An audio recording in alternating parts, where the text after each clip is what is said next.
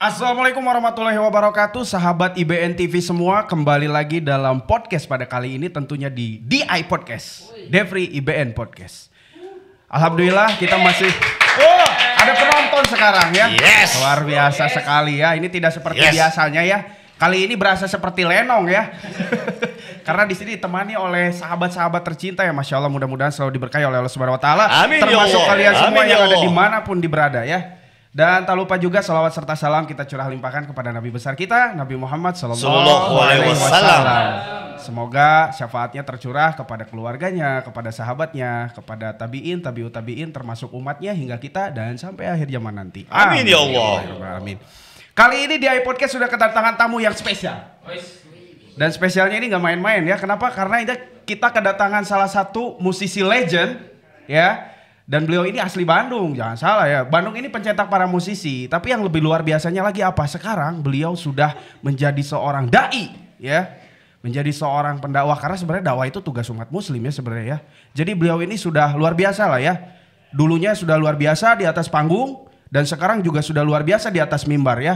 Kita sudah kedatangan Mama Yuki. Masya Allah. Assalamualaikum Pak. Waalaikumsalam warahmatullahi wabarakatuh. Damang. Alhamdulillah. Masya Allah ya. Ini luar biasa sekali. Ini kejutan loh ya. Artinya saya tidak menyangka bisa mengundang Mama dan Mama rela datang ke sini, Masya Allah. Oh, senang pisan atuh, masa nggak senang ya. Diundang untuk jalan-jalan, disuguhin kopi, disuguhin kue kan. Jadi ini perkara yang tidak boleh ditinggalkan, sayang. Masya Allah ya. Jadi sekaligus silaturahim ya. Nah itu dia. Kita kan punya julukan jemaah to'am. Jemaah to'am ya. Jadi urusan to'am harus nomor satu ya. Allah. Jadi apa namanya, ada teman-teman di Jogja sampai bikin tulisan di atas di depan masjidnya. Tamu wajib lapar. Jadi kami paling senang silaturahmi ke sana. Jadi karena diwajibkan lapar. Jadi mau jam berapa aja boleh saya makan, silakan. Wah, boleh silakan ya, Masya Allah ya. Tapi kalau kita lihat di sini ya teman-teman semua ya, ini adalah salah satu penampilan yang berbeda ya dari Mama. Mungkin ada sebagian teman-teman yang udah tahu juga, tapi yang belum tahu, kita kan tahu ya bahwa seorang Kang Yuki ini dulunya seorang musisi yang cadas ya, yang garang dan luar biasa. Sekarang ini Masya Allah ya, teduh ya, sangat-sangat. Wah, Masya Allah sekali ya. Teduh karena memang cuaca sedang mendung. Dan sudah kehujanan. Iya, luar biasa. Jadi, tapi ini luar biasa mendung. ya. Penampilannya sangat-sangat menginspirasi sekali ya. Dan di sisi lain ini juga mengamalkan sebagian daripada keseluruhan sunnah Nabi Muhammad SAW ya. Karena pakai imamah, pakai surban, ya pakai pakaian gamis itu kan sunnah ya. Dan Masya Allah ini membuktikan bahwasanya semua orang bisa dan layak berpakaian seperti ini ya Mayas. Ini ya seperti itu. Ya. Jadi saya punya cerita soal pakaian khusus nih. Saya dulu ngefans pada Mick Jagger. Waktu itu saya masih SMP kelas 1. Jadi saking ngefansnya pada Mick Jagger, kemana-mana saya pakai celana senam ibu saya, pakai sepatu tinju, ya, terus pakai baju kaos dibuntungin tangannya. Jagger, ala Mick Jagger. Terus nyanyinya masih ngaco, terus main gitar masih nggak bunyi-bunyi, ya. Jambu kulutuk. Main piano asal pijit, jadi kalau main drum juga nggak tahu ketukannya apaan gitu, jadi betul-betul nggak ngerti apa-apa. Cuman tahu gaya Mick Jagger berpakaian seperti itu saya ikutin. Apa yang terjadi? Ternyata berdandan itu adalah salah satu doa. Dikit-dikit jadi mulai ikut bernyanyi seperti Mick Jagger. Dikit-dikit kemudian jadi main gitar lagu-lagunya Mick Jagger. Dikit-dikit akhirnya ketemu teman-teman yang sana juga Mick Jagger. Kemudian manggung bawain lagu Rolling Stone. Dan kemudian akhirnya jadi vokalis band. Oh iya, betul ya, Masya Allah ya. Jadi pakaian ini adalah sesuatu yang dengan mudah mengantarkan kita kepada apa yang kita inginkan. Ya. Jadi begitu saya kenal ini agama, kenapa saya tidak mulai amal dari yang paling mudah?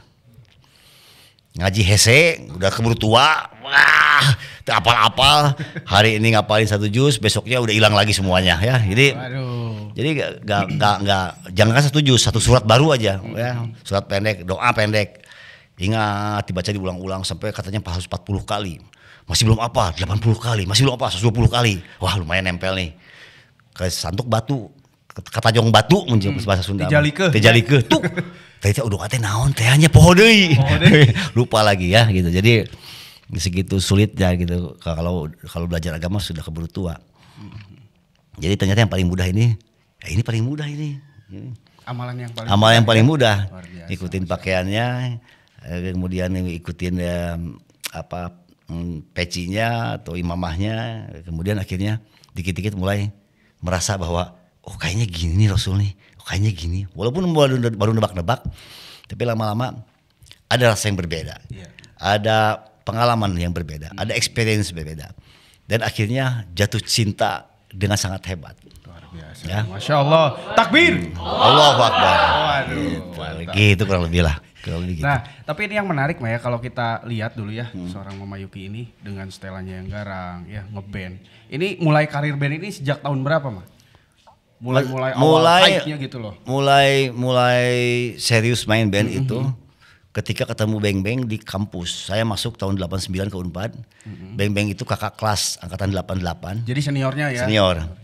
Dia itu tahun 88 adalah dia tingkat 2.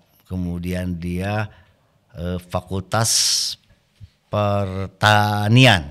Oke, pertanian. Jadi ya. saya fakultas sastra, dia fakultas pertanian.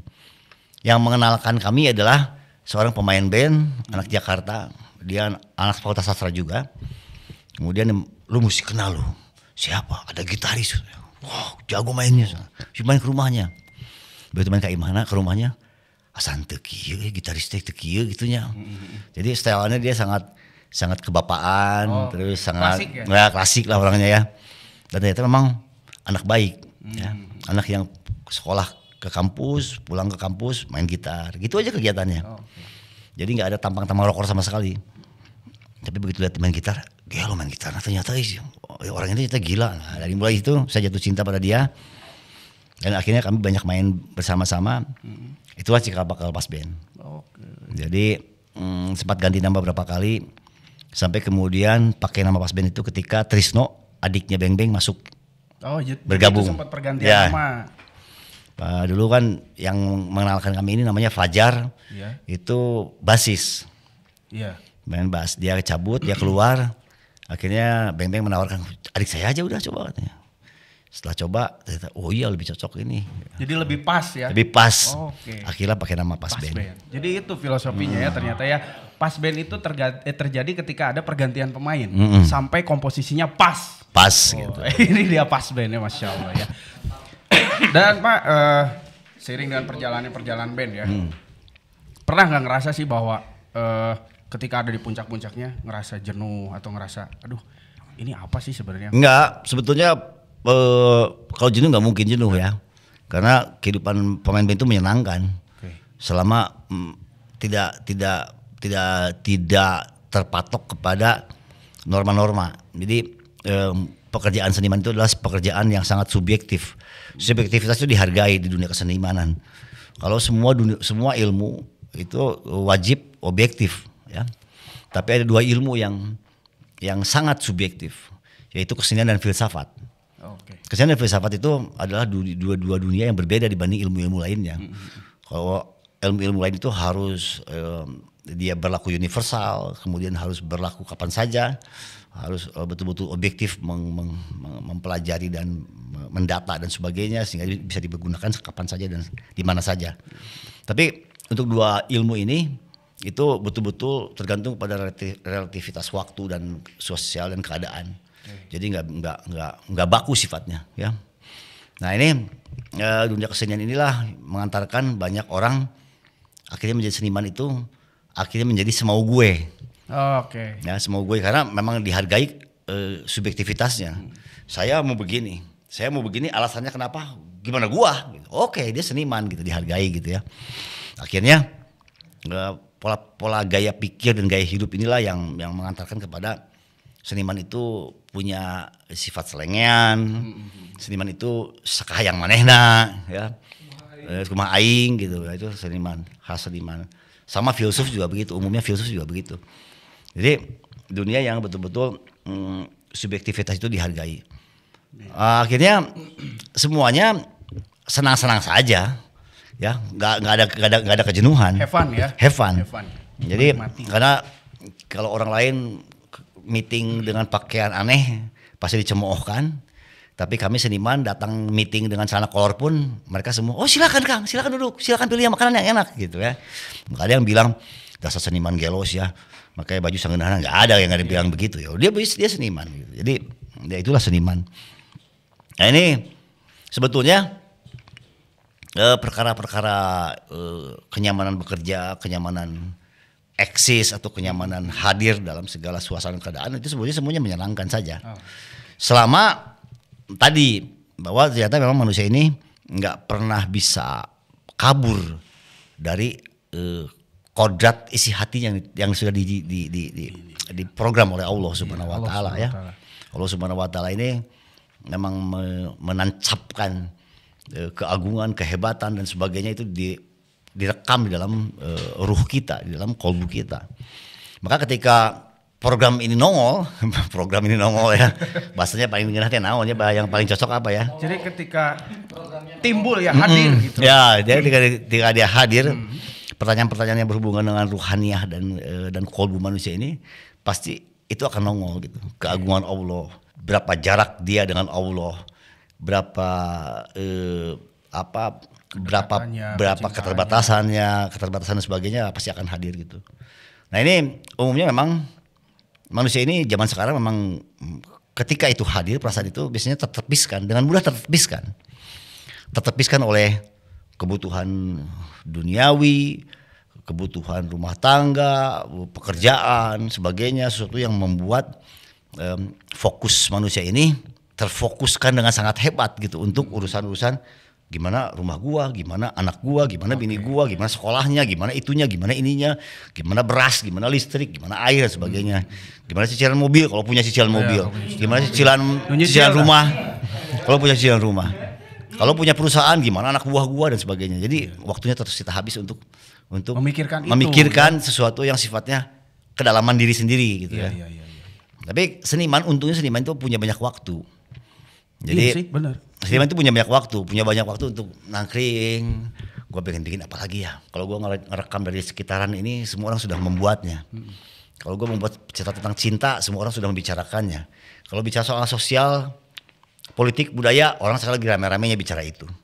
Apa yang menarik yang tidak dibicarakan orang lain? Oh, kedalaman hati nih. Kolbu. Maka mulai dikit-dikit meretas.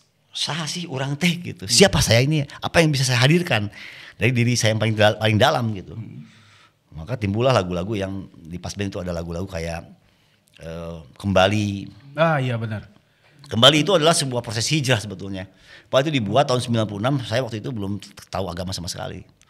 96. Itu adalah sebuah suara dari hati nurani terdalam bahwa kayaknya manusia ini harus hidupnya kayak begini deh. Kayaknya seperti ini, baru kayaknya. Dari teori-teori yang didapat dari pengalaman pikir, pengalaman resah batin, kemudian dicoba diangkat jadi lirik gitu. Kayaknya lagu ini kayaknya tema ini menarik karena orang nggak ada yang membicarakannya. Dibuatlah gitu lagu yang seperti itu. Kembali ke fitrahnya sebetulnya lagu itu judulnya. Kalimat lengkapnya gitu, kembali ke fitrahnya. Ketika mata ini bekerja dengan benar gitu, merekam dari mata batin, telinga ini bekerja bukan berdasarkan kepentingan zohir tapi kepentingan telinga batin. Terus kemudian prosesor utamanya yang tadinya akal, otak ini diliburkan dulu gitu, diganti oleh kolbu prosesornya gitu. Kayaknya ini nih manusia tuh harusnya begini gitu. Wow. Akhirnya itu lagu itu kembali. Tapi orang nggak ada yang sadar. Tahun segitu kan tahun 96 orang lagi gila-gilanya gitu ya. Dengerin musik rock yang menghentak, beat gitar yang ya. Jadi orang nggak bertanya-tanya. Nah mana bisa nyelirik dia kia? Nggak ada yang bertanya itu gitu. Nah pertanyaan itulah malah dapatnya setelah hijrah. Kenapa gue sudah membicarakan hijrah tahun 96 ya kenapa gitu. Nah setelah mentafakurinya memang manusia itu nggak mungkin lari dari suara hatinya, dari keresahan hatinya, dari kebimbangan hatinya, atau dalam bahasa agama kita disebutnya, dalam bahasa tasawuf ini disebutnya mimah atau zauh, perasaan hati, perasaan si kolbu, perasaan si ruh. Mimah itu keinginannya si ruh, bukan keinginan zohir tapi keinginannya si ruh. dan jauh keinginannya, perasaannya si ruh gitu. Ternyata manusia itu nggak bisa lari dari itu gitu. Siapapun dia, mau dia pejabat, mau dia penjahat, mau dia jenderal, mau dia dari kalangan apapun gitu. Ketika mau menggenteng atau mau bercermin ya, mau mengkorek kedalaman hatinya bicara gitu, pasti pengalaman keagungan Allah lah yang akan dicarinya gitu. Nah inilah yang salah satunya mengantarkan hijrah saya terjadi. Ya, luar biasa ya. Jadi itu meledaknya memang di 2008. Lagunya dibuat 96. 2008 itu tingkat kehausan yang luar biasa dari keinginannya si ruh tadi. Jadi dari perasaannya yang resah, gelisah gitu, dari perasaannya si ruh, dari jauh datangnya, bukan dari perasaan si Zohir. Kalau Zohir kan rasanya pasti biasa, kumanya itu. Kekhawatiran itu kan. Itu kan kekhawatiran Zohir itu. Aduh, iya listrik belum bayar nih, gimana ya? Nah, itu kan perasaan galaunya si Zohir. Tapi kalau perasaan galaunya si Zauh kan dalam gitu. Kenapa gua kenapa ada di sini ya? Kenapa Tuhan menciptakan gua seperti ini? Apa sih maunya sih? Apa bedanya gua sama si itu, sama si ini? Apa bedanya gua sama binatang itu gitu, sama binatang ini gitu. Itu kerisauan yang datang dari kedalaman ruh manusia. Ini kalau di lagu Dream Theater ini ada judulnya apa? Spirit Carries On ya. Dari mana kita, untuk apa kita, akan kemana kita ya. Wah keren ya, dalam banget ya. Dan kalau dibahas juga ada yang mengatakan bahwa kalau dari bahasa segi Islam itu adalah gorijat tadayun, naluri untuk mencari sesuatu yang kita sucikan. Karena betul. Ya saya pernah dengar ya, seateis apapun orang, dia pasti nyari sesuatu yang ingin dia sucikan. Betul, sedekah. Yang ingin dia jadikan tumpuan gitu ya, kan. Betul. Ini sudah menjadi naluri manusia sebagaimana yang terjadi di kehidupan Mama Yuki ya, dan ini pasti terjadi di kehidupan kita juga ya. Jadi nggak bisa dipungkiri begitu ya. Nah ini Mak ya, semenjak hijrah nih, gimana nih pandangan dari teman-teman band atau dari lingkungan musik keseluruhan nih? Ada puntennya muncul kurang mah, nasi kikian enak mah. Ya gitu. Ya. Jadi ada pengalaman yang ajaib ya. Jadi saya ikut sebuah program itikaf 3 hari. Itu betul-betul pecah itu, si hati yang tadinya berkarat gitu, yang tadinya sangat rusak gitu, kemudian sedikit-sedikit melengek gitunya, sedikit-sedikit seperti rumah yang mulai dibersihin. Jendelanya tiba-tiba berbuka, mulai masuk matahari, sinar gitu, walaupun masih berdebu, walaupun di depannya masih banyak kotoran kucing gitu, tapi mulai melengek sedikit-sedikit. Nah itu kan sebuah peristiwa yang menggemparkan ruh kita dan zohir kita seketika. Sebuah perasaan yang membara sekali. Orang bilang ngejos. Orang bilang begitu. Jadi sebuah pengalaman experience yang melewati batas kemampuan nalar otak kita menerjemahkannya gitu. Nggak ada terjemahan dalam otak kita. Kenapa rasanya begini exciting? Kenapa rasanya begitu amazing? Kenapa rasanya begitu hebat? Gitu kan. Sebuah rasa yang hebat. Nah, sebuah rasa yang hebat inilah yang membuat saya sedikit kalau kata bahasa umum mah terkontrol gitu ya. Kurang kontrol. Jadi saking semangatnya, rasa itu saking hebatnya. Semua orang saya ajak ngobrol tentang Allah dan Rasul gitu. Mana tuh? Wah gitu ya. Saking membaranya rasa itu, nggak bisa ditahan kan, memang itu sebuah kebahagiaan yang super mega hebat ya, mega hebat gitu. Jadi saya yakin semua orang yang mengalami itu pasti nggak mungkin mampu membendung ketahanannya untuk tidak bicara gitu, pasti akan ibaratkan seorang anak kecil yang baru nemu sesuatu gitu ya. Mama ini loh. Nggak usah anak kecil. Orang ini aja misalnya tiba-tiba Kang Dev ketemu dengan seorang idola, cewek cantik. Wow. Ya. Cewek cantik dulu itu Kang Dev idola pada bintang film ini. Tiba-tiba datang ke rumah. Wow. Kang Dev rumah tinggal di sini. Boleh antar saya nggak ke Cibaduyut untuk beli sepatu? Pakai motor ya Kang Dev, macet. Cuman segitu experience-nya, buat dia bukan perkara yang besar. Betul. Karena dia tahu dia sedang liburan ke rumah neneknya, kemudian tetanggaan dengan akang. Kemudian dia ngelihat ada orang muda yang punya motor dan pasti mau nganter. Buat dia nggak penting. Tapi buat akang jadi penting. Suatu yang nyahu tuh, aing kamari ngantirkeun si eta. Dibonceng orang di jajanan rokok, dibelikan bensin, beli jajanan es koteng. Itu rasa yang keluar dari pengalaman itu nggak bisa ditahan. Betul. Pasti nggak bisa ditahan. Bisa jadi Kang Dev akan ke semua orang, mana Netanyahu aing kemana yang bonceng saha. Semua orang dia diceritakan. Saking hebat rasa itu gitu ya. Saking hebat rasa itu. Nah itulah perkara kepuasan dari sebuah perasaan yang begitu lama menunggu, kerinduan yang terbayarkan. Nah, maka kerinduan terbayarkan ini adalah sesuatu yang kalau masuk ke dalam otak kita, dia nggak mampu menerjemahkan. Rasanya pokoknya mah hebat tuh pokoknya mah.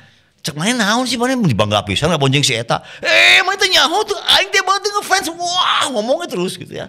Jadi inilah begitu perasaan manusia itu ketika bersentuhan dengan keagungan Allah, bersentuhan langsung dengan kenyataan bahwa Allah ini adalah sesuatu yang luar biasa, agung, besar dan nampak gitu, maka dia akan tergila-gila dalam sebuah euforia yang betul-betul nggak bisa tertahankan.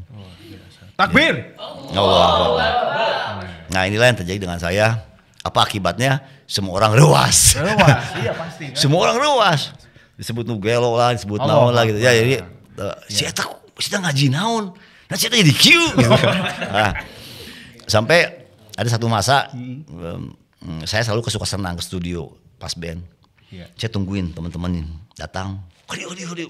Wah, ngomong agama, ngomong Allah dan Rasulnya. Datang lagi, saya ngomong lagi Allah dan Rasulnya. Terus semua orang. Akhirnya saking enaknya mereka. Kalau melihat saya udah nongkrong di garasi ini. Mereka datang pakai motor. Hei, Mang! Yuki! Kabur. Kemana? Ke dia. Kabur terus. Lagi mereka melihat saya seperti hantu. Ya. Jadi, ya itu pengalaman. Pengalaman pertama, bagaimana mabuk cinta. Ya, mabuk cinta yang hebat kepada Allah dan Rasulnya. Nah ini, tapi setelah pengen tahu kenapa saya bisa begini, ternyata dari kisah-kisah sahabat juga banyak seperti itu kan. Jadi banyak yang kelakuannya jadi aneh-aneh. Seperti misalnya Abu Dzar Al-Ghifari ketika disuruh pulang ke sukunya, ke kampung Ghafar, dia malah naik ke atas Ka'bah kan, teriak-teriak. Kalau kata bahasa ayeuna meureunnya cek bahasa ayeuna mah sia Quraisy nu beralgug mah nu bener mah Muhammad sia garoblok atuh digebugan. Atuh digebugan rangsak gitu ya. Sampai enggak bisa bangun, hancur, lebur, dipanggul-panggul ku Sayyidina Ali kan. Dibawa pulang, disembuhkan berminggu-minggu. Udah sembuh, kamu pulang. Kamu kan dapat kabar oleh Rasul, kamu suruh pulang dulu. Nanti kalau udah suasananya kondusif, kamu akan dipanggil ke sini. Ya. Enak deh kalau Ka'bah gugurwokan deh, digebukan deh, hancur lagi gitu. Jadi saking hebat rasa yang masuk keagungan Allah ke dalam dirinya sehingga semua nilai-nilai ditabrak gitu. Bahkan keselamatan dirinya pun ditabrak. Dan itu yang dirasakan Kang Yuki. Ya, itu yang saya rasakan. Ya, Masya Allah ya. Ya, akhirnya saya setelah waktu bergeser, waktu bertambah, nambah dan sebagainya, pengalaman juga bertambah, akhirnya mulai belajar kontrol mabuk cinta ini sedikit-sedikit ya, mulai merasionalisasikannya. Oh kayaknya mesti begini. Seiring dengan datangnya tarbiyah atau pelajaran-pelajaran tambahan yang datang berikutnya gitu. Masya Allah, luar biasa sekali ya. Ya gitulah hebatnya ya. Tapi ini benar ya, ini merupakan salah satu pelajaran juga untuk kita semua sih ya, bahwasanya jangankan ya untuk kita yang biasa, bahkan seorang musisi pun yang mungkin dulunya terkenal cadas dan segala macam ya, kita tahulah ya lingkungan musisi ini seperti apa, karena juga saya pernah bergelut di bidang itu ya. Dan ketika memang sudah mendapatkan maklumat tentang Islam ini luar biasa nikmat banget. Dan kayaknya sangat sayang sekali kalau kita melepaskannya begitu saja gitu. Apalagi kita udah dikasih kenikmatan ini. Dibanding dengan kenikmatan zohir, ya kenikmatan iman Islam ini yang benar-benar feel-nya tuh kerasa gitu loh. Betul. Ya. Kalau dibanding dengan kenikmatan zohir mungkin sekarang dikasih sehat, walau mungkin besok atau lusa dikasih sakit, bisa hilang. Tapi kalau kenikmatan Islam ini harus benar-benar kita jaga. Karena apa? Kalau sakit itu iman, kalau sakit itu Islamnya ini susah bro. Cari tempat sembuhnya itu susah. Harus butuh mungkin bertahun-tahun kah? Ya atau berbulan-bulan mungkin ya. Tidak segampang, ya kata orang ceritanya mungkin yang udah paham ya. Oh gampang untuk belajar Islam, tinggal kita mau aja. Enggak semudah itu juga Ferguson. Harus butuh pengorbanan. Artinya Kang Yuki juga ada beberapa hal dong yang dikorbankan dalam hal ini. Ya betul. Jadi memang ya kita kan ada pilihan ya. Setelah kita kenal betapa hidup ini selalu ada pilihan lah. Betul. Apapun kehidupan ini selalu menawarkan pilihan-pilihan. Mau dapat cewek aja punya pilihan kan, mau pilih yang mana silahkan gitu ya, banyak pilihannya. Jadi begitu adilnya Allah, sehingga manusia ini nggak pernah mentok di satu pilihan gitu, selalu punya banyak pilihan, selalu punya pilihan jalan-jalan untuk mengambil keputusan dalam kehidupan. Nah terus terang memang ketika mengambil keputusan dalam perkara agama ini, saya sudah tidak menggunakan lagi rasional. Jadi saya menjatuhkan pilihan saya pada apa ya rasa yang saya dapatkan. Saya ingin punya rasa seperti ini, berbahagia terus dalam keadaan cinta yang hebat. Jadi saya langsung tetapkan itu. Nah, jadi saya langsung tetapkan apapun yang terjadi, insya Allah saya pengen terus jadi di sini. Saya nggak mau kehilangan. Amin. Saya nggak mau kehilangan rasa cinta yang hebat dari Allah Subhanahu Wa Taala. Saya nggak mau tiba-tiba hampa ketika membicarakan Rasulullah SAW gitu. Saya nggak mau kehilangan itu. Jadi akhirnya saya terus berusaha menjaganya. Dan berusaha menjaganya memang adalah butuh sebuah pengorbanan. Jadi nggak mungkin sesuatu yang sifatnya agung ini, yang hadiahnya adalah jannah, mudah diperoleh, nggak juga gitu ya. Namanya juga hadiahnya hadiah super hebat. Jadi pasti perjuangannya juga butuh hebat untuk mempertahankannya. Nah memang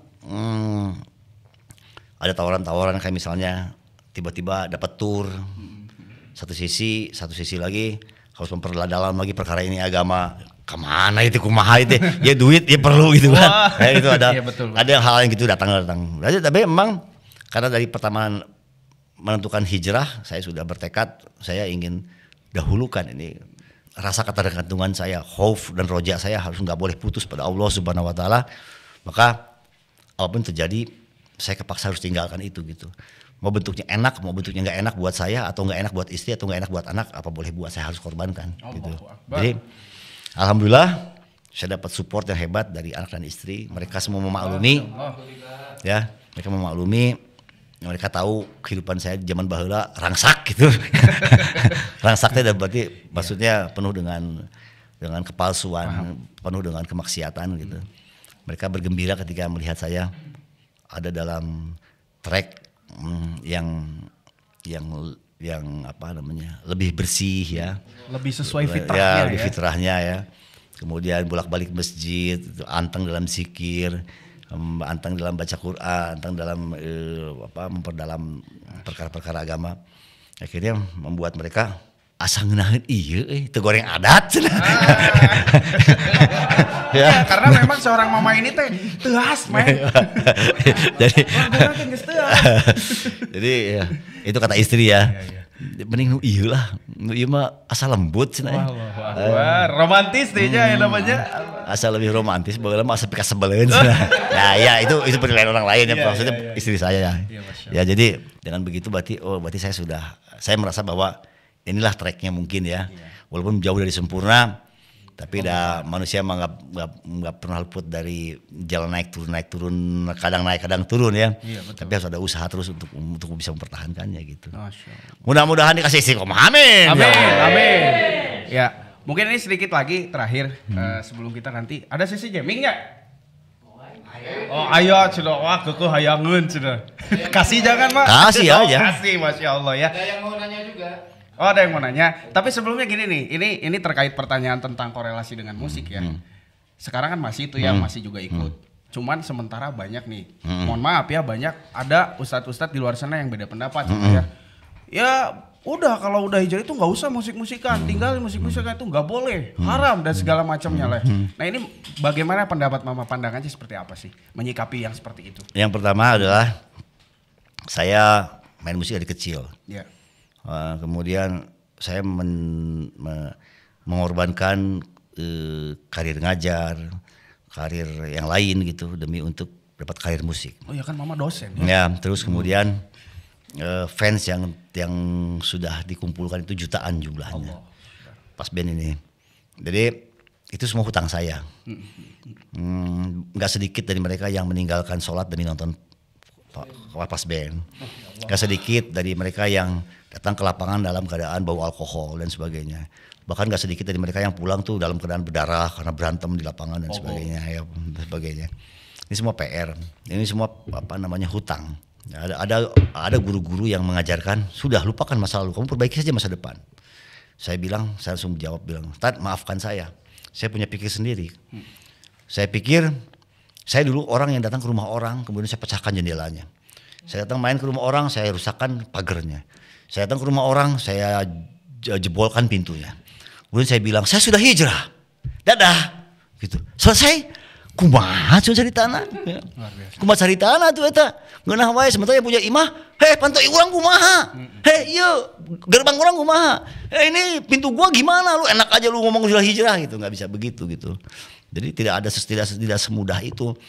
Setelah hijrah lupakan masa lalu, perbaiki masa depan gitu kan, tidak begitu, tidak sesimpel itu buat saya.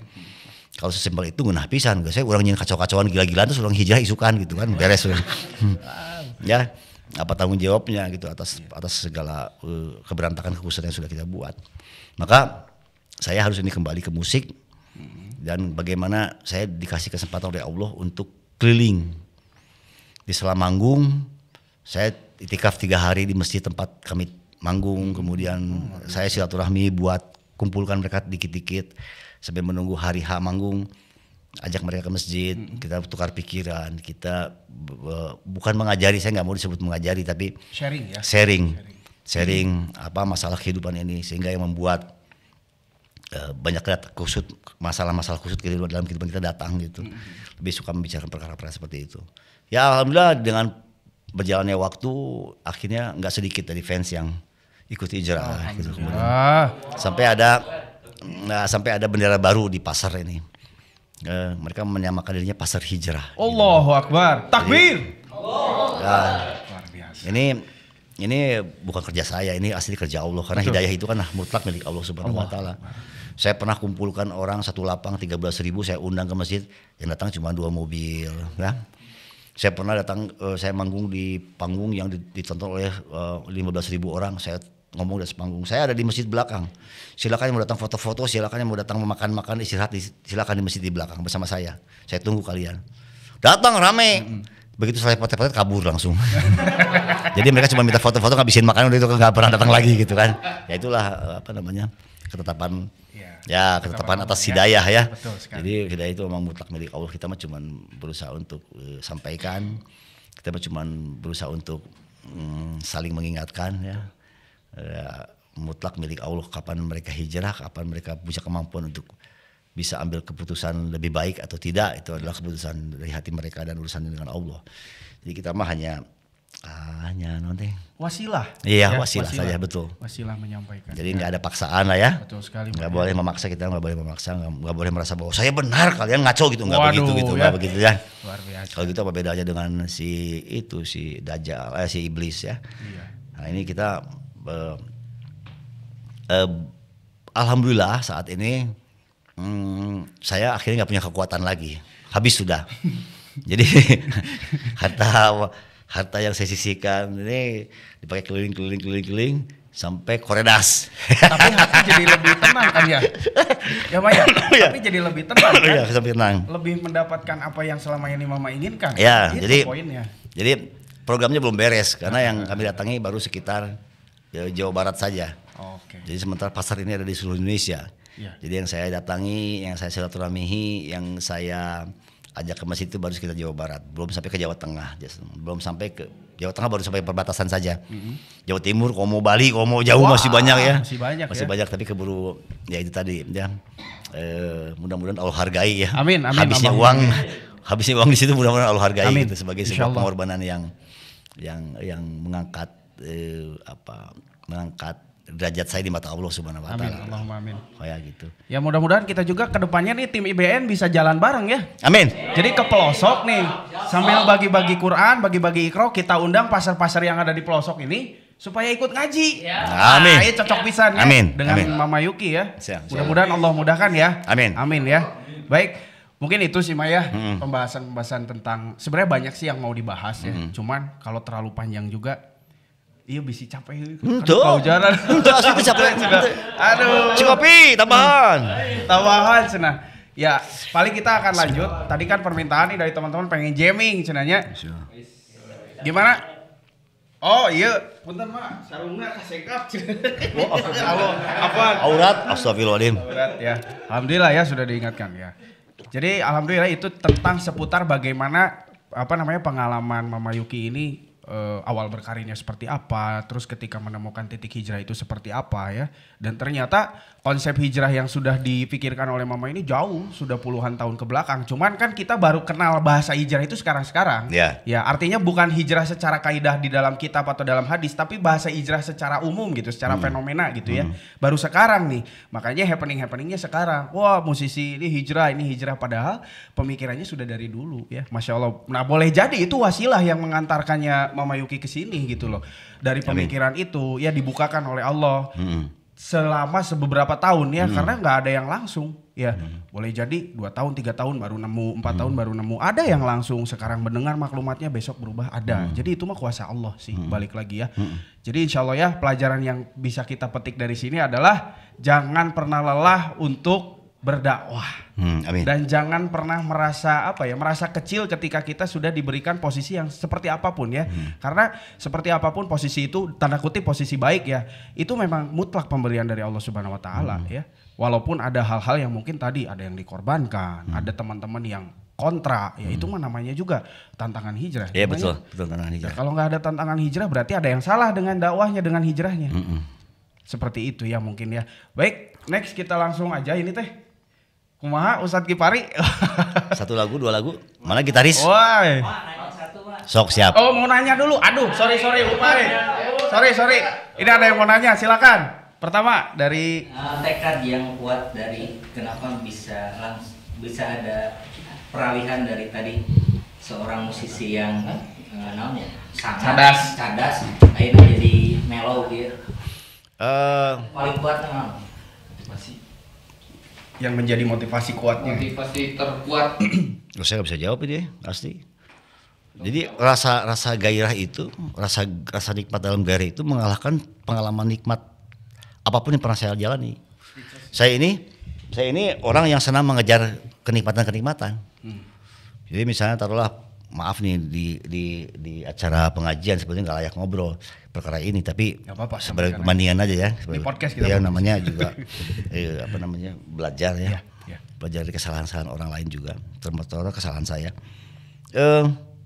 Ketika dengar waktu kelas 5 SD gitu, dengar bahwa minum alkohol itu adalah gagah dan enak gitu, maka cobain. Sampai nggak bisa pulang. Kan tumbeng. Oh gini rasanya, di sini enak, di sini nggak enaknya. Ketika lagi on fire, bisa, asa jagoan. Tapi begitu udah titik jenuh, maka dia jackpot kan, sangat enak, sakit banget, gitu, kapok gitu ya. Terus nyobain lagi yang lain. Katanya kalau jadi orang yang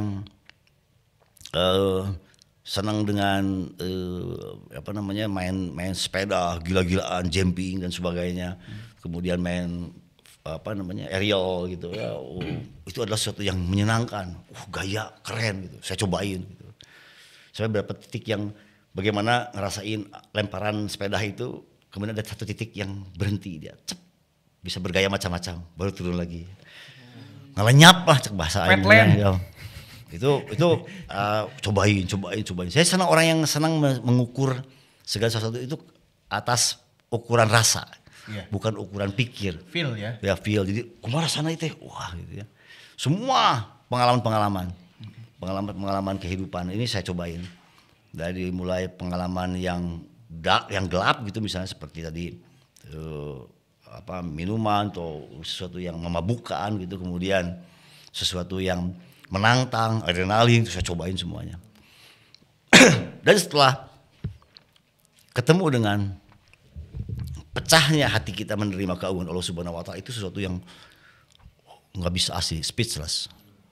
Jadi nggak bisa, kalau semua pengalaman kenikmatan itu bisa diceritakan ulang, saya bisa ceritakan ulang.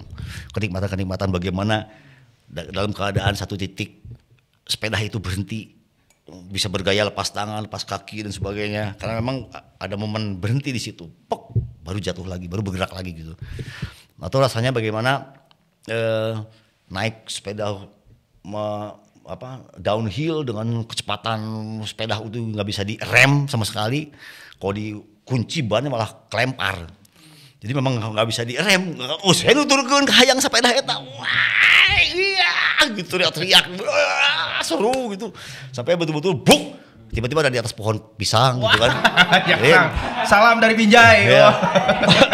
Bagaimana rasanya itu bergetar seluruh tubuh, otot-otot bergetar, kemudian kecepatan gambar di mata kita melihat lingkungan itu seperti earthquake itu yang gitu. Itu sebuah rasa nikmat yang luar biasa. Itu bisa diceritakan ulang. Atau pengalaman bercinta misalnya. Bercinta seperti ini semua bisa diceritakan ulang. Tapi ketika saya dapat pengalaman bagaimana pecahnya kalbu kita, kemudian keagungan Allah itu masuk ke dalam hati, itu nggak bisa diceritakan. Speechless. Dia hanya bisa nangis saja dengan hebat. Ketika ditanya oleh Ustadz yang mengatakan saya untuk dapatkan persis itu, dia bertanya, gimana Kang rasanya? Saya bilang, saya ini seniman. Saya ini selalu bisa menerjemahkan dalam bentuk puisi sekalipun. Kalau nggak bisa membuat definisi dalam kata-kata yang eksplisit, maka saya membuatnya menjadi sebuah puisi yang sifatnya lebih implisit, menceritakan kejadian tersebut. Tapi ini saya nggak bisa cerita apa-apa, saya bilang. Saking out of the box-nya gitu, dari frame otak kita gitu. Nah ini rasa ini yang membuat akhirnya saya membanting setir dengan begitu cepat. Geus pilihan deui. Ya. Kemudian Ustadz bertanya lagi, apakah Akang senang? Saya bilang ini jauh lebih senang. Apakah Akang bahagia? Ini jauh lebih dari bahagia. Atau sedih? Ini jauh lebih sedih. Jadi naon Kang? Saya bilang ini gak ada di frame otak saya sebagai manusia. Jadi saya yakin karena ini pengalamannya luar biasa, ini pasti adalah bocoran surga. Allahu Akbar. Ini bocoran yang datang dari alam berikutnya, bukan hari ini. Karena kalau kebocoran hari ini saya pasti bisa menceritakan, ada datanya dalam otak saya. Saya bilang gitu. Maka semenjak itu saya bertekad, saya harus straight to jannah. Takbir. Allah. Luar biasa. Jadi seperti itu jawabannya dari Kang yang luar biasa juga. Yes, Masya Allah ya. Jadi apa ya, speechless ya. Karena out of the box banget ya. Sama sih saya juga merasakan hal seperti itu. Ya, pasti kita juga pernah merasakan ya hal seperti itu ya. Pastilah ya, speechless tidak bisa diungkapkan dengan kata-kata dan memang itu mahal. Priceless banget pokoknya ya. Dan silakan, ada yang lagi yang mau bertanya, ini terakhir ya pertanyaan dari Ustadz Abu, silakan Ustadz. Iya. Ini kalau tampilan dulu Mama Evi kan luar biasa ya, pernah gimbal juga gitu ya. Di album Jengah itu kan. Iya, ya bos. Iya, Jengah tuh. Kemudian gimbal, kemudian dan sekarang masih ngeband kan? Masih. Mama. Jadi kalau tampilan pas ngeband tuh kayak gimana? Gini aja. Gitu ya. Ya, jadi saya sekarang berusaha amalkan sunnah ini sebisa mungkin dalam segala suasana dan keadaan. Dalam beberapa kondisi apapun. Kenapa? Karena saya merasakan faedahnya. Saya merasakan pertolongannya dari apa yang saya pakai ini. Contohnya, Pas Ben pernah diundang oleh sebuah sponsor besar di kafe yang sangat besar di Jakarta. Itu kafe itu memang jualan alkohol. Dia jualan makanan, dia jualan jus, jualan berbagai macam minuman, juga termasuk jualan alkohol. Ya. Ketika kami datang, cek sound, kan kafe belum buka, restoran belum buka, masih pagi-pagi. Itu pelayan tapi sudah siap beres-beres. Mereka nyamperin kita satu-satu. Jadi langsung, Pak Richard, bir ya? Mas Memeng, ini ya. Begitu datang ke saya, Kang Yuki, di sini ada jus, di sini ada, di sini ada kopi, di sini ada. Saya bilang, saya dengan bari heureuy. Kenapa abang nawarkan semua yang sifatnya menakjubkan ke meja-meja sebelah? Kenapa saya cuma nawarin jus aja? saya godain dia. Terus dia bilang jawab, gimana saya mau nawarin Kang? Akan datang ke sini pakai baju gamis. Artinya murung airnya tertambah ya. Ya jadi orang segen. Jadi gimana saya mau nawarin sesuatu yang lain Kang? Akang pakai sini udah pakai baju putih-putih, terus pakai imamah, pakai apa gitu. Supaya membuat kacamata dia kan gamis ya. Akang kesini udah pakai baju gamis, masa saya berani nawarin yang gitu sih gitu kan ya. Ya akhirnya itu apa bagaimana pakaian ini sudah sangat menolong sekali. Ya. Terus perkara wanita juga ya. Ya mereka semua fans itu tahu Kuma Chunihina Yuki lah gitunya. Wow. Ternyata yang dekat ya, maksudnya yang dekat. Mereka dulu kan berani. Mereka tuh berani gitu kan, digelehan, foto dong. Gitu. Setelah tiba-tiba datang pakai baju gamis, mereka langsung, Kang, punten maaf ya, boleh foto nggak? Itu kan sebuah perlindungan buat saya. Ya, sebuah perlindungan buat saya asli. betul. Ya, saya merasa itu dilindungi. Jadi pakaian ini adalah sesuatu yang melindungi saya. Itu baru perkara yang datang dari cobaan-cobaan. Belum lagi dari fasilitas. Fasilitas saya apa contohnya? Tiba-tiba lagi cek sound. Allahu Akbar, Allahu Akbar. Saya dengan entengnya, hop, stop. Cek sound berarti ya, saya mau ke masjid. Gak ada yang protes. Dan pakaian lagi si gamis. Stop ya, saya mau ke masjid ya. Break setengah jam. Panitia walaupun bawa jam ini penuh, ini jam ini cek soundnya kalian cuma kebagian setengah jam. Saya potong. Pas band berhenti, kita mau cek sound. Oh iya Kak, silakan. Diantar ke masjid. Jadi ada fasilitas yang dapat malah dari bantuan-bantuan dengan pakaian ini. Kak mau masjid ke sana, mau masjid ke sini. Akang perlu motor yang buat ngantar atau perlu mobil yang buat ngantar? Gak usah, saya mau jalan kaki aja gitu. Jadi ada fasilitas-fasilitas yang dimudahkan oleh Allah Subhanahu Wa Taala ketika pakaian ini menjadi apa? Menjadi sesuatu yang nempel hari-hari gitu. Ya, Masya Allah ya. Nah, jadi identitas ya. Ya jadi identitas. Ya, Allah, ya. Itu juga banyaklah sekali sebetulnya keajaiban-keajaiban dengan pakaian ini. Jadi akhirnya saya kecanduan. Masya Allah. Mun kalau nggak pakai itu asa berikir asa ada sesuatu yang hilang gitu. Seperti kita tiba-tiba biasa pakai kaos begini, tiba-tiba nggak pakai cuma pakai celana pendek doang gitu, atau pakai kolor doang kan nggak enak ya. Iya, betul. Aduh tinggalin hai gitu kagok gitu. Jadi setelah tadi biasa dengan baju panjang seperti ini, ketika tiba-tiba pakai kaos yang terangkat, bunten ya terangkat ininya apa namanya terlihat lekukan pinggul atau terlihat lekukan senjata kita, itu tiba-tiba merasa aduh asa bulikir gitu, asa masalah gitu, asa orang teh melihat saya asa telanjang gitu. Jadi itu apa namanya, itu buat saya adalah anugerah ya. Masya Allah. Buat saya itu adalah rahmat yang luar biasa, yang ya kalau bisa jangan sampai terlepas ini gitu. Amin. Makanya supaya tidak terlepas akhirnya saya walaupun kadang-kadang tahu ini acara anak-anak band underground sedang kumpul, mereka menanti kita dengan pakaian hitam-hitam. Saya cuek we.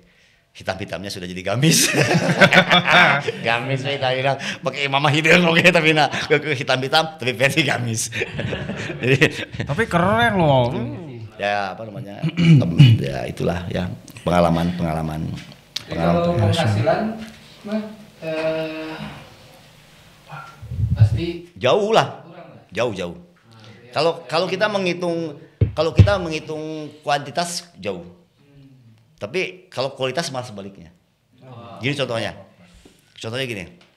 Mungkin saya dulu pernah punya uang 40 juta sebulan, 50 juta sebulan gitu ya. Taruhlah ya, itu bahasa indahnya. Atau misalnya panggung penuh dan sebagainya, puluh juta. Tapi pulang ke rumah, setelah saya hijrah nih, saya hitung ya, saya coba hitung. Dulu waktu belum hijrah nggak dihitung, cuek, brus, habis udah. Tapi setelah hijrah, saya coba hitung. Dari sekian banyak 100% uang yang masuk, itu berapa persen yang berguna? Berguna itu namanya bisa dipakai buat keselamatan istri, sekolah anak, buat nempel di rumah, bayar listrik, bayar air, kemudian keperluan-keperluan yang pokok, yang memang kebutuhan yang sesungguhnya untuk mengatakan manusia dalam kehidupan yang sesungguhnya gitu ya. Itu angkanya kecil sekali. Dari 100% itu paling cuma sekitar 10%, kadang-kadang di bawah 10%. Misalnya punya 50 juta, yang kepake itu untuk rumah tangga itu paling 3 juta, 4 juta. Sisanya itu adalah perkara sia-sia. Kalau dihitung, kemana ya habisnya? Oh, cuma beli bensin doang. Oh, cuma beli tol doang. Ini cuma beli kesenangan-senangan doang. Beli pelak mobil, beli tip itu, beli tip iya. Belum lagi yang kemaksiatan dan sebagainya, sebagai sia-sia. Jadi secara kuantitas besar, tapi secara kualitas hancur.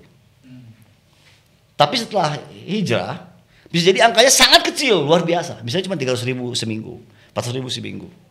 Tapi itu angka itu fantastis dan berguna, nempel dan terpakai maksimal. Maksimal. Nggak ada sisa yang sia-sia. Jadi memang manusia itu sudah janji Allah bahwa kehidupan kita ini dibiayai semuanya oleh Allah Subhanahu wa taala. Kalau dia tidak terbiayai, pasti itu perkara sia-sia. Yang gak bermanfaat buat Allah Subhanahu wa taala dan buat kita sendiri. Jadi pengalaman saya pernah suatu saat saya dapat tugas untuk berkunjung, kalau di kita namanya nusroh ya. Nusroh itu adalah ada jemaah yang sedang gerak di luar pulau, kita tugaskan untuk menengok mereka. Itu diperbantukan datang saja hanya 1 minggu. 8 hari atau 10 hari saya waktu itu dikirim. Saya berangkat dalam keadaan gak punya uang. Saya cuma punya uang 300.000. Saya bilang ke istri saya, Bu, saya dapat takazah ini agama. Takazah, saya harus nusroh teman-teman di Kalimantan. Saya punya uang 300.000. Saya gak bisa meninggalkan uang lebih. Karena istri juga udah hijrah, istri juga sudah paham nilai agama ini. Dia bilang begini, untuk agama Allah silahkan pergi. Allahu Akbar.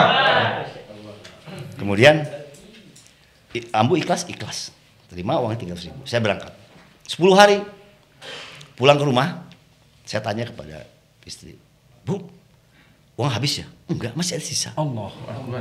Merinding ya. 10 hari kan, masih ada sisa 50.000. Saya kaget. Berarti 10 hari itu dia hanya hidup dengan 25.000 rupiah. Maka timbul curiga, anak saya sekolah tuh, anak saya kuliah tuh. Ya. Saya panggil mereka, diam-diam, tapi nggak diketahui istri.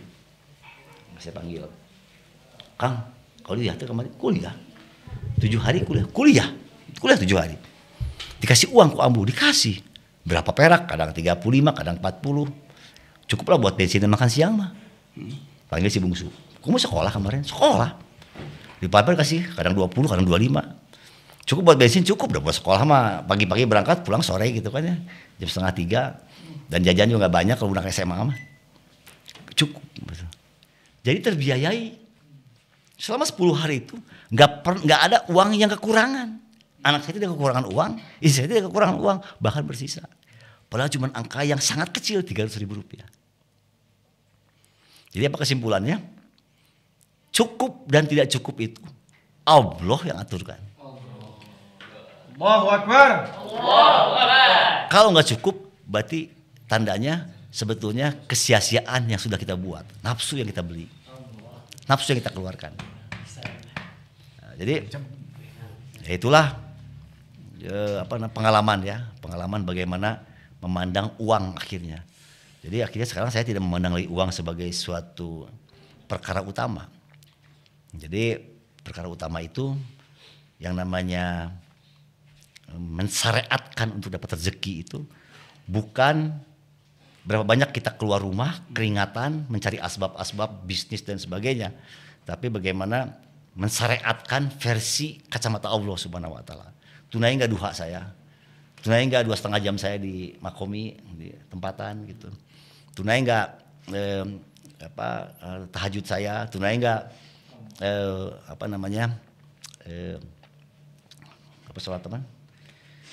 Isrok saya ya. Tunai enggak gitu. Kalau itu tunai, insya Allah nggak akan ada kekurangan sepanjang hari itu sampai sore. Sore nanti tinggal hitung lagi zikir petang kita hidup nggak.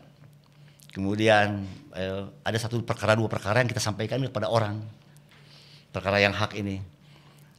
Kemudian sunah-sunah kita sholat ba'da qobla itu bekerja dengan baik nggak? Gitu. Sholat obat kita atau sholat awabin ini sesudah sholat maghrib itu ada 6 rakaat awabin. Apakah itu tunai apa enggak gitu. Kalau itu tunai, insya Allah satu panjang malam itu nggak mungkin putus rezeki, putus masa itu putus kehidupan. Jadi, ini gitu. Jadi saya sekarang meyakini bahwa amal terperbaiki, tersempurnakan, insya Allah kehidupan pun akan sempurna. Jadi bukan betapa saya banyak ketemu dengan bisnis, bukan ketemu dengan orang, bukan ketemu untuk deal-dealan angka, mencari uang dan sebagainya. Tapi itu nanti akan terjadi karena efek-efek dari amal-amal agama yang ada dalam diri kita pada hari itu gitu. Sebab berapa kali saya lalai ya dapat langsung gitu. Maksudnya misalnya subuh kesiangan, subuh kaberangan dewa aing soal subuh 5:30. Udah gitu kagok, udah bisnis selesai isrok ya. Duha kadul. 2 rakaat udah geus kagok kaberangan 2 rakaat ya. Zikir pagi itu cuma seadanya aja. Ambil tasbih aya naik cek pokoknya tunai geus beres. Itu yang tiba-tiba hari itu tidak ada bayaran, tiba-tiba jadi aya bayaran. Ya. Jadi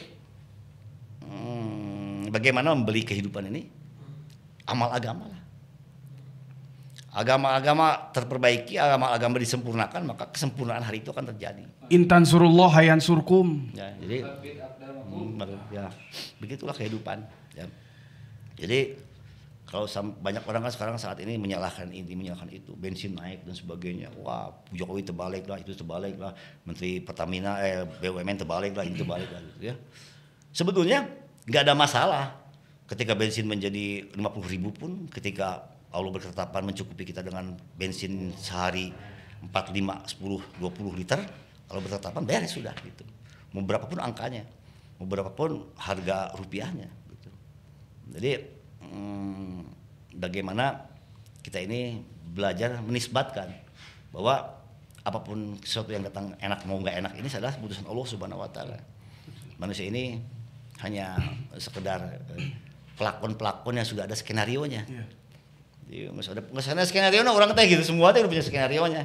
Tinggal ketika menjadi pelakon dalam adegan film itu, kita menjadi pelakon yang mengikuti saudara atau tidak gitu. Kalau tidak mengikuti saudara ya wayah bakal jadi liar sorangan gitu ya. Inilah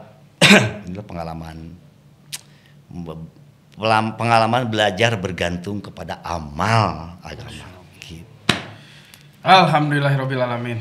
Sudah 2 pertanyaan ya yang terjawab, Masya Allah ya. Dan sudah dicukupkan ya karena waktunya udah mau maghrib ini. Belum jamming nih ya. Jamming dulu sedikit nggak apa-apa? Iya dong. Iya. Oke atuh. Mangga Ustadz Kipari. Iya langsung aja. Jadi Ustadz nanti sebelah situ, Mama di sini aja. Atau Ustadz mau di sini? Sama atuh sebelahan atuh. Oh iya. Nanti tambahin porsi aja 1 ya. Oh mau ditutup dulu? Tutup dulu sambil kita mau ini ya. Angkat dulu IBN sedikit ya. Oke. Sorry teman-teman ya, karena waktunya terbatas ya. Insya Allah nanti mudah-mudahan kalau Allah meridhoi kita, ya meridhoi Mama juga, kita bisa ketemu lagi dan berbagi pengalaman lagi buat teman-teman IBN TV semua ya. Jadi sekali lagi saya mengucapkan jazakumullah khairan katsiran kepada seluruh rekan-rekan, sahabat yang sudah terlibat dalam acara podcast ini. Mudah-mudahan kalian adalah orang-orang yang dirindukan oleh surganya Allah. Amin ya Allah. Amin ya Allah.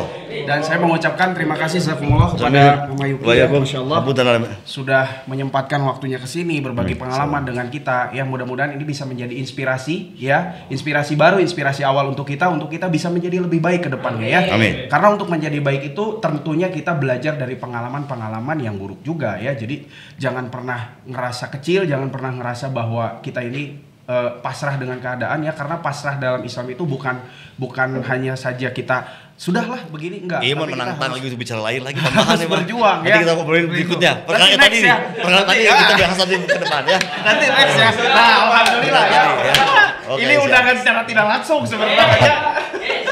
Pokoknya tetap pantengin terus ya di IBN TV, dan juga buat teman-teman kita sangat mengajak sekali ya agar bisa teman-teman ikut berkontribusi dalam program-program IBN. Salah satunya dalam program Tunjangan 1000 Guru Ngaji dan juga Sedekah Al-Quran di pelosok negeri ya. Jadi teman-teman bisa follow tuh di indonesiabisangaji.id atau follow di akun TikToknya ya IBN.peduli, juga ada di Instagram ya, ada di Facebook juga ada ya. Ya, jadi silakan ya buat teman-teman, silakan yang mau ingin berkontribusi ya, ingin memberikan sumbangsinya, dan akan kita salurkan nantinya ke guru-guru ngaji dan juga santri-santri kita di pelosok negeri ya. Seperti itu ya Maya. Ya, amin. Mudah-mudahan nanti kita bisa bareng nih sama Mama ya. Amin, dalam program IBN. Amin ya. Dan jangan lupa juga buat teman-teman yang ingin memberikan atau membeli ya produk-produk IBN, bisa dicek di TikTok IBN ya. Apa namanya, IBN Shop ya? IBN Shop ya, di TikTok IBN. Di sini ternyata kameranya ya. Saya tadi fokus ke situ ya. Pokoknya buat teman-teman follow lah ya IBN ya. Jangan lupa buat akun YouTube-nya juga di-subscribe, di-share, di-komen dan like sebanyak-banyaknya ya. Komen sebanyak-banyaknya dan juga share ya. Dibalik wah ayo. Speechless deket Mama, Masya Allah ya. Paribasa. Oke, baik, kita akan langsung jamming ya. Kita akan langsung jamming, dan saya Devri selaku ahli podcast di sini. Kalau ditulisnya seperti itu ya. Mohon maaf yang sebesar-besarnya, alafu minkum bila ada kesalahan kata. Mungkin kita tutup dulu dengan doa kafaratul majelis ya. Subhanakallahumma wa bihamdika asyhadu an la ilaha illa anta astaghfiruka wa atubu ilaik. Assalamualaikum warahmatullahi wabarakatuh. Waalaikumsalam warahmatullahi wabarakatuh. Yuk kita langsung jamming. Ini masih on ya? Masih on. Yuk langsung Ustaz. Berarti kalau di dinner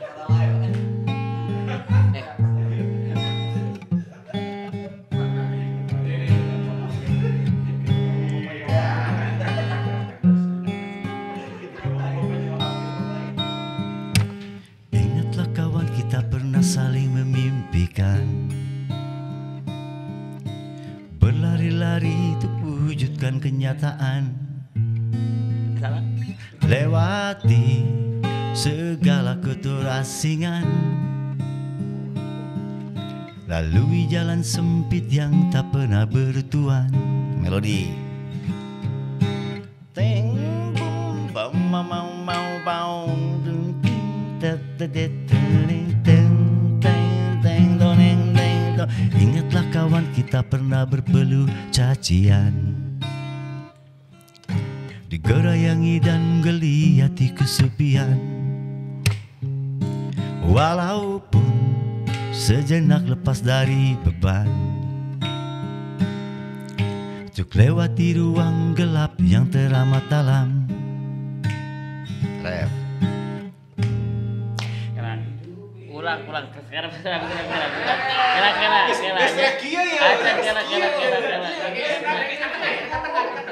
kena mas serius tadi makan cek sound kene. Dari mana berarti ref ya? Ya. Bisa dikata. Nyanyinya di kedua. Hidup ini hanya kepingan yang terasing di lautan, memaksa kita.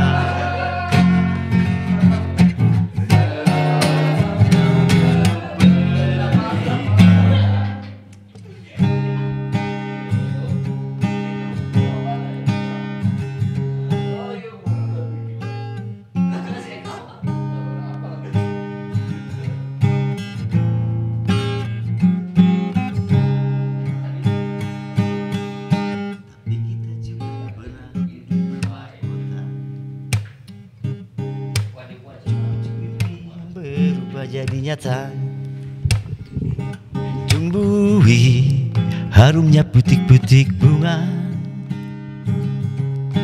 putik impian yang membawa kita lupa. Ref lagi.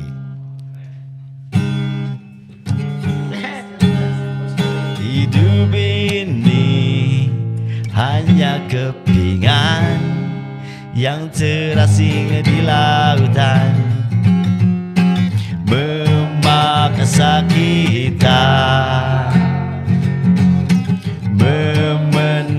kepedihan. Saya lagi. Hidup ini hanya kepingan yang terasing di lautan, memaksa kita berubah jadi tawa. Balik ke song. Oh, oh, 4 kali saja. Oh, oh, oh, oh, oh, oh, oh.